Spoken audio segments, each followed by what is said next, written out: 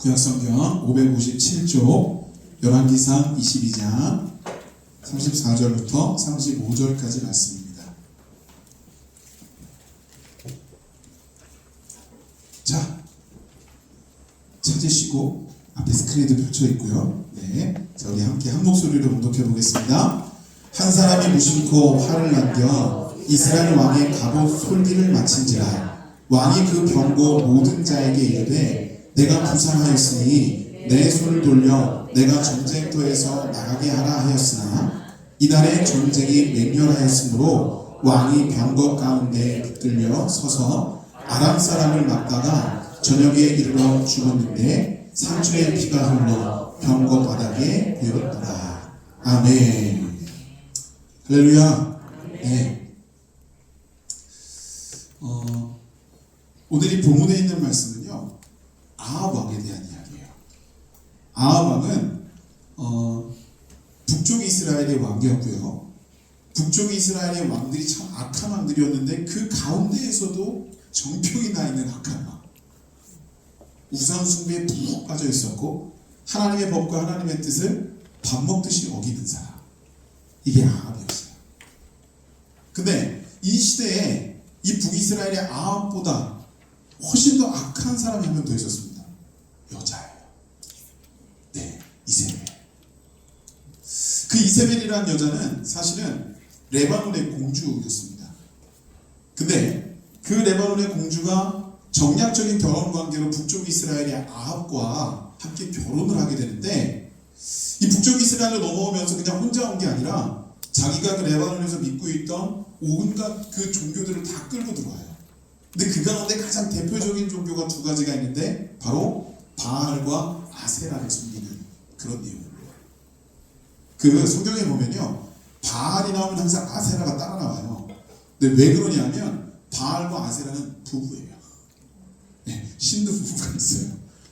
그래서 바알이 남편인데 풍요의 신이고요, 아세라는 아내인데 다산의 신이에요. 그래서 이 둘은 항상 따라다니고 항상 함께해요. 그래서 이 이세벨이 그 북쪽 이스라엘로 이 끌고 들어왔던 우상 중에 대표적인 이 두 우상이 바로 이 바알과 아세라입니다. 근데 단순하게 그냥 우상 숭배만 했던 여자가 아니라 그 우상을 섬기고 그 우상에게 제사를 지내는 그 역할을 감당하던 그 제사장들 그리고 그 선지자들 850명을 북쪽 이스라엘이라고 하는 자신에게는 이방 땅인데도 불구하고 그것까지 와서 그들을 먹이고 입히고 관리하던 사람이 이세벨이에요. 그러니까 여러분 생각해 보세요. 하나님 입장에서 본다면 이 아합과 이세벨이 얼마나 하나님의 기쁨이 안 되는, 하나님 앞에 굉장히 악한 짓을 하는 그런 이들이었겠습니까? 자, 이 와중에 이 아합이 어떤 일을 하느냐 하면, 제가 한 2주 전인가요? 여러분에게 남쪽 이스라엘의 왕 중에 여호사밧 왕에 대한 이야기를 드린 적이 있어요. 그 여호사밧 또한 이 아합이 같은 시대 사람이고요. 이 여호사밧은 남쪽 유다에서 그래도 하나님의 뜻을 잘 이루면서 어찌됐건 간에 하나님이 기뻐하시는 방향으로 이 나라를 이끌어가려고 노력을 했던 왕 중에 하나예요. 근데 그만 이 여호사밧이, 이것도 정치적인 이슈이고 정략적인 관계이지만 이 북쪽 이스라엘의 아합과 사돈지간을 맺어요. 가족관계가 된 거예요. 피 안 섞인 가족관계. 자, 이때 이 아합이 어떤 일을 하느냐 하면, 자기가 오랜 수건 사업으로 자기 아버지 때 아람에게 뺏겼던 이 길라 라무시라고 하는 곳으로 이 침공을 해 들어가야 되는 계획이 있었는데, 그때 이 남쪽 유다의 이 여호사밧에게 우리 함께 하자라고 이야기해요. 뭐 정치적으로 정략 결혼을 한 것이기 때문에 이 여호사밧은 이걸 거절할 명분이 없었던 거예요. 그래서 울며 겨자 먹기로 이 여호사밧과 아합은 같이 연합군을 구성해서 이 길라 라못을 쳐들어갑니다. 뭐 남쪽 유다와 북쪽 이스라엘의 연합군이다 보니까 이 전투력도 상당히 있겠죠. 근데 여러분, 이들이 쳐들어갔던 길라 라못이라고 하는 것은 갓지파의 땅이라고 알려져 있었고 도피성이라고 알려진 곳이에요. 물론 이스라엘 백성들이 자신의 땅이라고 차지하려고 들어갔다, 하나님께 도로 그 땅을 회복시키려고 들어갔다, 뭐 이런 명분을 가지고 들어갔으면 모르겠지만, 이 아합은요, 자기 아버지가 뺏긴 내 땅, 내가 가져야 되는 것, 이거 다시 내가 회복하겠다고 그걸 쳐들어간 거예요. 하나님이 원치 않는 그런 침공이었고 결국 그 침공에서 이 아합은 화살에 맞아서 죽게 됩니다. 근데 이 화살에 맞아서 죽는 그 대목이 오늘 본문에 이제 나오는 건데, 여기 뭐라고 쓰여져 있냐면 한 사람이 무심코 활을 당겨, 이렇게 표현하고 있어요. 이거 우리가 알기 쉬운 표현으로 한다면 이거예요. 우연히 활을 쐈는데 어찌어찌하다 활을 쐈는데 그 화살이 아합에게 와서 딱 맞은 거예요. 그리고 전쟁을 치르는 내내 굉장히 전쟁이 극렬하고 맹렬해서 이걸 멈출 수가 없는 상황이어서 전쟁을 치르는 그 내내 이 아합은 그 화살을 맞은 채로 마차에 거의 끌려다니다시피 그 안에서 벗어나지를 못합니다. 결국 그러다 죽어요. 자, 많은 사람들이 이 상황을 보면서 뭐라고 말하냐면, 아유 참 운도 없어. 아니 어떻게 우연히 병사가 쏜 화살에 맞아 죽어? 조금 더 세상 사람들은 뭐라고 하냐면, 아유 참 재수없게 죽었네, 이렇게 얘기할 수도 있죠. 여러분, 세상 사람들은 그럴 수 있어요. 근데 믿음의 사람들인 우리들의 표현은 달라야 돼요. 하나님이 일하시는 데에는 절대로 우연이 없어요. 하나님은 철저히 계획하셔서 하나님의 정교한 일을 이루시는 분이세요. 그렇기 때문에 하나님이 일하시는 건 우연이 아니라 비연이에요. 자, 아합은 철저하게 하나님 앞에 배격된 삶을 살았고 결국 하나님께서는 때가 되었을 때 이 아합을 하나님의 계획하에서 징계하신 거예요. 여러분, 이세벨이라는 여자는 어떻게 되는 줄 아세요? 성 꼭대기에서 떨어져서 바닥에 떨어졌는데 기록에 의하면 떨어져서 그 여인의 시신을 찾으러 갔더니 남은 게 없었다는 거예요. 개가 물어 뜯어버렸어요. 여러분, 하나님은요 모르겠어요. 그냥 우리가 생각할 때는 뭐 그럴 수도 있나? 야, 이렇게까지 되냐? 뭐 이렇게 생각할지 모르겠는데 그게 우연이 아니라 하나님께서 분명히 그 일을 계획하시고 이루신 일이다라고 하는 거예요. 여러분, 다시 한번 말씀드리지만 하나님 앞에 합당히 서 있는 사람이 축복받는 것도 하나님의 계획이고요, 하나님을 배격하고 하나님을 떠나 있는 사람, 악을 저지르는 사람이 하나님 앞에 징계받는 것도 하나님의 계획이세요. 어떤 것도 누구도 막지 못해요.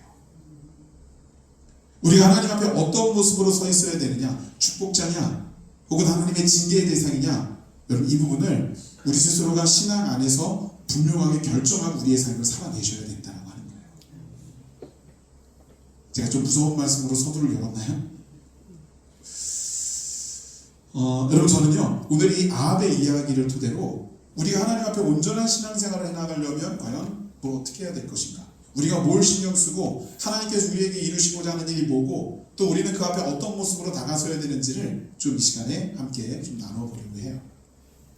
일단 가장 먼저 우리가 신경 써야 되는 건 뭐냐면 하나님의 계획하심이라는 거예요. 다시 한번 말씀드리지만 하나님은 우연이 없으신 분이세요.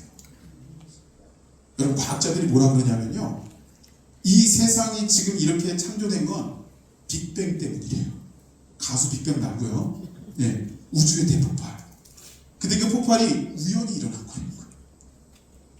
우연히 폭발이 빵 일어나면서 별들이 막 여기저기를 퍼졌고 그 별들 가운데 우리 지구도 있고 지구가 이렇게 우리를 품고 살고 있고, 여러분 잘 생각해 보세요.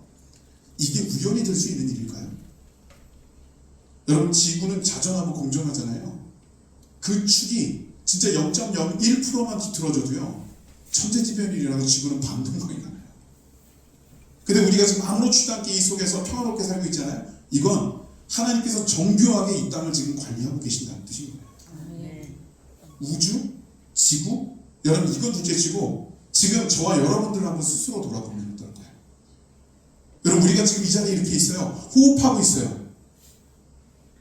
우연히 생긴 존재라고 과학자들은 얘기하지만 여러분, 이렇게 언어를 구사하고 생각을 하고 뭔가를 만들어내고, 이게 우연히 창출된 존재가 할 수 있는 일일까요? 그렇지 않아요. 아마 저는 이렇게 생각해요. 과학자들이요 논리를 따지고 합리성을 따지고 나름 레디컬하게 자신들이 연구를 해나가는 사람들이기 때문에 깊이 들어가면 들어갈수록 하나님이 살아계시는구나를 깨달을 수밖에 없을 거라는 거예요. 뭔가를 증명해내라, 드러내라? 아니에요. 여러분, 하나님께서는요, 증명해낼 수 없는 신비로 우리에게 다가오시기 때문에 그 하나님의 역사가 비춰지는 그 순간순간마다 모든 이들은 하나님의 정교하고 거룩한 역사와 그 계획에 감탄할 수밖에 없다라고 하는 거예요. 그리고 하나님이 계획을 세우시고 이 땅을 이끌어가 우리의 삶을 이끌어 가실 때 하나님의 백성들에게 하나님의 계획이 공유돼요. 여러분, 이걸 꼭 기억하셔야 돼요. 하나님은 하나님의 그 사람들, 하나님 백성들에게 당신의 계획을 공유해 주세요. 그래서 이게 아무리 비밀스러운 일이라도 내가 하나님의 백성이기 때문에 그게 비밀이 아니라 우리에게 드러나는 상황이 된다라고 하는 거예요. 여러분, 창세기 1장 1절을 믿으세요? 네, 아멘이 그게 안 나오시네요. 태초에 하나님께서 천지를 창조하셨다, 이 말씀을 믿으시죠? 그죠? 여러분, 이걸 믿는 게 하나님이 하나님의 계획을 공유해 주신 거예요. 서울대를 나오고 카이스트를 나오고 하버드 대학을 나오고 대단한 학벌을 자랑하는 사람도요, 여러분, 이 창세기 1장 1절을 못 믿는 사람은 못 믿어요. 이게 하나님의 계획인데 이 계획을 공유하지 못하는 사람은 못해요. 여러분, 우리가 지금 얼마나 많이 배웠느냐, 뭘 많이 가졌느냐가 중요한 게 아니라 내가 이 하나님의 거룩한 말씀의 계획을 공유하고 있다는 것 자체만으로도 우리는 감격하셔야 된다는 거예요. 여러분, 대단한 인물들이에요. 하나님의 최고의 동역자들이고 또한 하나님의 최고의 도구가 될 수 있는 바로 저와 여러분들이다 라고 하는 것입니다. 자, 하나님의 계획, 우리와 공유된 계획. 오늘날 살아가면서 하나님은 이 세상에 어떤 계획을 가지고 계실까요? 저는 말씀 준비하면서 좀 나름 궁금해졌어요. 하나님, 그 계획을 저랑 공유하고 계시나요? 제가 한번 물어보기도 했어요. 아직은 모르겠어요. 근데 하나님께서 분명히 제가 끊임없이 하나님과 함께하고자 하는 의지를 가지고 주님께 기도하며 나아가면 분명히 하나님은 우리 교회를 또 우리 나라와 민족을 이 세상을 위한 하나님의 계획에 나를 공유점으로 삼으시고 또 도구로 삼으실 것이다 라고 하는 그런 기대가 생기더라고요. 여러분들도 그 기대 가운데 하나님 앞에 온전히 나가실 수 있기를 간절히 소망합니다. 또 한 가지 우리가 분명하게 이 말씀을 통해서 봐야 되는 건 뭐냐면, 우리가 죄를 짓고 하나님 앞에 범죄하면요, 그걸 해결하지 못하면 그 끝은 분명히 멸망이고 징계라고 하는 거예요. 간혹 이런 분들이 있어요. 야, 내가 죄를 지었는데 괜찮네? 아무렇지도 않네? 라고 하는 거예요. 근데 여러분 기억하세요. 우리가 모르는 새, 우리가 느끼지 못하는 새에 우리는 멸망과 파멸로 치닫고 있을 수도 있어요. 성경에 보면요, 하나님 앞에 범죄해서 징계받은 이들이 있죠. 다윗 시대의 사울왕 범죄했어요. 하나님 뜻을 어겼죠. 예수님 당시에 가룟 유다, 예수님 팔아먹었잖아요. 죄 지었어요. 오늘 본문에 등장한 아합, 우상 숭배하고 하나님의 뜻을 배격했어요. 죄 지었습니다. 이들 모두 하나님의 징계를 받았어요. 그러면 이들이 왜 징계를 받았을까? 목사님 말씀하셨잖아요. 죄 지어서요. 죄 지은 게 맞아요. 근데 그보다 더 근본적인 이유는 죄를 지었을 때 회개하지 않았기 때문이에요. 하나님은요, 우리를 용서하기 위해서 이미 모든 조건을 갖추시고 모든 것을 준비하고 계시는 분이세요. 근데 우리가 회개하지 않아서 그 용서를 받아들이지 못할 때가 굉장히 많다는 거예요. 어떤 분이 이런 말씀 하시더라고요. 내가요, 너무 큰 죄가 있어서요, 이거 감당할 수 없는 죄라서요, 내가 하나님 앞에 이거 회개해도 용서 못 받을 것 같아요. 내가 하나님으로부터 너무 멀리 떨어져서요, 하나님께 다시 돌아갈 수가 없을 것 같아요. 이거 제가 실제로 목회하면서 저와 함께 하던 분들이 들었던 이야기예요. 하지만 여러분, 이걸 꼭 기억하세요. 하나님은요, 우리가 큰 죄를 지었느냐 작은 죄를 지었느냐에 관심이 있는 게 아니에요. 네가 죄를 지었느냐 죄를 짓지 않았느냐, 여기에 관심이 있으세요. 그러니까 이게 무슨 말이냐면, 우리가 때로는 아주 작은 죄를 지었을 때가 있잖아요. 우리 판단에. 그러면 이까짓 거고, 이 정도야 뭐, 그럼 그냥 넘어가기도 하죠. 여러분, 그러면 큰일 나시는 거예요. 하나님이 죄라고 하는 가치와 영향 자체의 가치를 주신다면 우리는 아주 작은 죄라 할지라도 그것 하나님 앞에 솔직하게 다 내려놓고 철저히 해결을 받고 넘어가야 된다. 또 반면에 우리가 생각할 때 이거 너무 큰 죄라서 이 감당이 안 될 정도의 죄인데 이 하나님 앞에 어떻게 이걸 회개할 수 있을까? 아무리 우리가 생각할 때 큰 죄라 할지라도 하나님께서는 우리가 그걸 솔직하게 하나님 앞에 내려놓고 진실되게 회개하면 용서해 주세요. 여러분, 이 하나님의 은혜를 꼭 기억하셔야 돼요. 그래야 우리는 어떤 상황과 조건에서도 하나님 앞에 회개를 통해서 그분과의 그 밀도 있고 또 돈독한 관계를 다시 유지하며 회복해 나갈 수 있게 된다고 하는 거예요. 내가 너무 멀리 떨어져서 하나님께로 다시 돌아갈 수 없겠다고요? 그쵸? 우리는 하나님으로부터 멀리 떨어지겠다고 막 열심히 도망친 경우가 있을 거예요. 근데 그거 아십니까? 하나님이 우리보다 훨씬 빠르세요.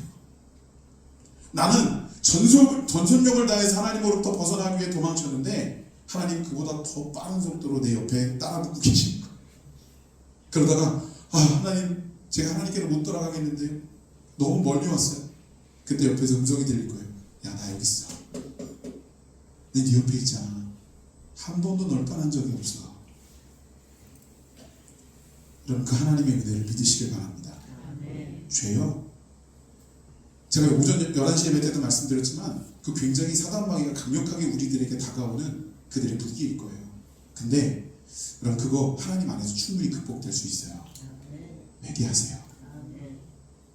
세 번째는요, 다시 한번 거듭 강조드리지만 하나님의 역사에는 우연이 없어요. 그 어떤 분이 이런 질문을 하실 수 있을 거예요. 그러면 내가 당하는 고난, 내가 당하는 역경, 아픔, 이 모든 게 다 하나님의 계획입니까? 여러분 어떻게 생각하십니까? 예스입니까? 노입니까? 예스예요. 그럼 예스라고 답을 딱 내리시는 순간 화가 나지 않으세요? 아니 하나님, 그럼 저한테 이런 지금 고난을 주시는 거예요? 하나님께서 이걸 주셨다는 소리인 거예요? 하나님 이러실 수 있어요?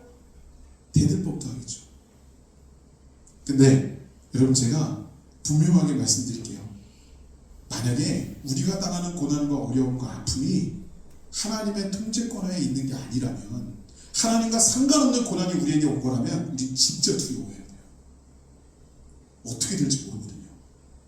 하나님과 상관없는 사단마귀가 주는 고난만으로 우리가 지금 받아 누리고 있다면 여러분 그 진짜 우리 공포스럽고 두려워해야 돼요. 근데 하나님께서 모든 통제권을 쥐고 계신 고난이 우리에게 온 거라면 고난 중에라도 우리는 안도할 수 있고 안심할 수 있다는 거예요. 지나고 보면 깨닫게 되는 문제일 수 있겠지만 하나님은요, 단 한순간도 당신의 그 자녀들이 아픔과 고난 가운데 있는 것을 즐기시는 분이 아니거든요. 고난을 고난으로 끝내게 하시는 분도 아니시거든요. 여러분 그 하나님의 사랑, 그 하나님의 은혜가 분명히 우리와 함께하고 있다는 것을 꼭 기억하시고, 그 안에서 하나님께서 우리를 위해서 일하시는 그 일이 철저하게 그분의 계획하에 진행되고 있음을 믿으시면 된다고 하는 거예요. 여러분 욥이라고 하는 인물이요, 하나님이 인정하시는 의인이었어요. 근데 여러분 욥이 어떤 걸 당해요? 자기 목숨만 부지하고 모든 게 다 사라져요. 재산, 자기 아내, 자녀, 친구, 심지어는 자기 건강까지 다 잃어요. 근데 이런 상황 가운데 욥은 하나님께서 분명히 살아계시고 하나님이 분명히 나를 향한 계획을 지니고 계신다는 것을 고백해요. 그 고백한 내용은 뭔지 아세요? 주시는 이도 여호와시오, 거두어 가시는 이도 여호와시라. 여러분 이게 바로 하나님의 계획하에 우리에게 주신 고난이에요. 욥은 어떻게 됐어요? 그 하나님을 철저히 의뢰하며 그 고난을 끈질기게 하나님 앞에 이겨낸 거로 마지막에 하나님이 주시는 그 이상의 배의 복을 받게 되었다고 하는 거예요. 다시 한번 말씀드리지만 여러분 내가 지금 고난 가운데 있을 때, 어려움 가운데 있을 땐 잘 몰라요. 그냥 아프고 힘들 뿐이에요. 근데 여러분 그래도 하나님께서 나와 함께 하시고 하나님께서 이 모든 것을 붙들고 이끄신다라고 하는 것을 믿고 끝까지 그 하나님 앞에서 흐트러지지 않게 살아가면 그 마지막에 하나님께서 분명히 회복의 역사를 이루어 주시고 축복의 역사를 이루어 주신 것을 우리는 감사하며 감격하는 날이 다가오게 될 것이다 라고 하는 거예요. 여러분 그 하나님의 역사를 믿으십시오. 절대로 우연이 아닌 하나님의 역사, 절대로 무계획하게 무대뽀로 일하시지 않는 하나님, 그 철저한 하나님의 계획, 그 하나님의 필연, 여러분 믿고 돌아오는 한 주간에도 하나님과 동행하기 위해 나아가는 저와 여러분들이 될 수 있기를 간절히 축복합니다. 아멘. 기도하시겠습니다. 하나님 감사합니다. 오늘도 우리는 주님을 진정으로 사랑하는 마음으로 우리의 예배를 올려드립니다. 이 가운데 주님께서 허락해 주신 말씀으로 우리가 하나님이 우리에게 일하시는 것이 얼마나 귀하고 복된 계획하에 필연적으로 이루어지는지를 배우고 깨닫습니다. 그 하나님께서 역사하시면 우리가 믿고 나가겠사오니 하나님이여, 우리가 절대로 하나님으로부터 벗어나지 않도록 흐트러지고 넘어지지 않도록 우리를 붙들어 주시옵소서. 하나님만을 바라봅니다. 우리와 함께 하신 하나님 감사드리며 예수님의 이름으로 기도드렸습니다. 아멘. 광고 말씀은 주보를 참조해 주시길 바랍니다. 다른 광고 말씀 다 주보를 참조해 주시는데요. 특별히 아까 우리 점심시간에 제가 전화통화로 제가 알게 된 사실인데, 우리 윤옥자 권사님의 동생분이 어제 돌아가셨다 그래요. 그래서 뭐 교회도 안 다니고 믿지도 않았기 때문에 죄송해서 연락을 안 하셨다 이렇게 말씀을 하시더라고요. 그 빈소가 영등포병원에 마련이 되어 있다고 합니다. 혹시 여러분들 자유롭게 뭐 가셔서, 우리가 교회장으로 치르진 않고 있기 때문에 자유롭게 주문하시면 좋을 것 같고, 이 예배 후에 제가 그 주문을 갈 건데요. 같이 가실 분들은 함께 동행해 주셔도 좋을 것 같습니다. 참 안타까운 것은 신앙을 갖지 못하신 채로 돌아가신 분들에 대한 그 장례가 참 어렵고 힘들기는 해요. 근데 저는 이렇게 말씀드리고 싶어요. 하나님의 거룩한 뜻과 또 하나님의 은혜, 저는 그 가정에게 그것이 선포되어져야 하고, 또 하나님의 그 은혜가 분명히 그 안에 있다라고 믿거든요. 어떤 일이 어떻게 이루어지고 그 나중에 어떻게 뭐 지옥에 가느냐 천국에 가느냐, 그 부분에 대해서 지금 당장 제가 선포할 수는 없는 그런 입장입니다. 그러나 분명히 저는 하나님의 은혜를 구하고 그렇게 돌아올 거예요. 여러분도 함께 참여해 주실 수 있는 분들은 동참해 주시기를 바랍니다. 주품에 함께 찬양하시고, 우리 오늘 말씀을 기억하시며 함께 기도하는 시간 잠시 갖고 주기도문으로 예배 마치겠습니다.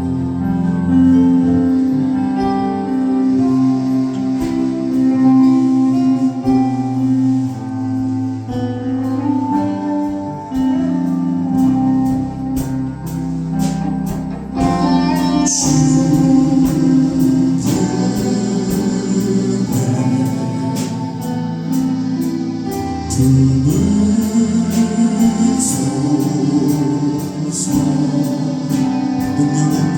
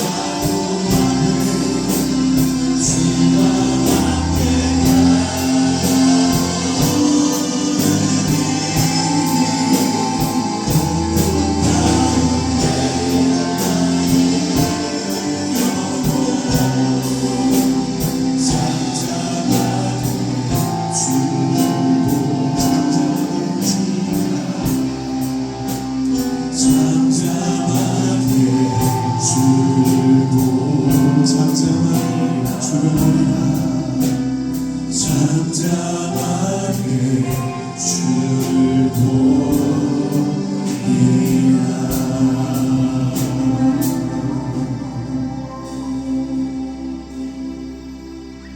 하늘에 계신 우리 아버지여, 이름이 거룩히 여김을 받으시오며 나라의 임하옵시오며 뜻이 하늘에서 이루어진 것 같이 땅에서도 이루어지이다.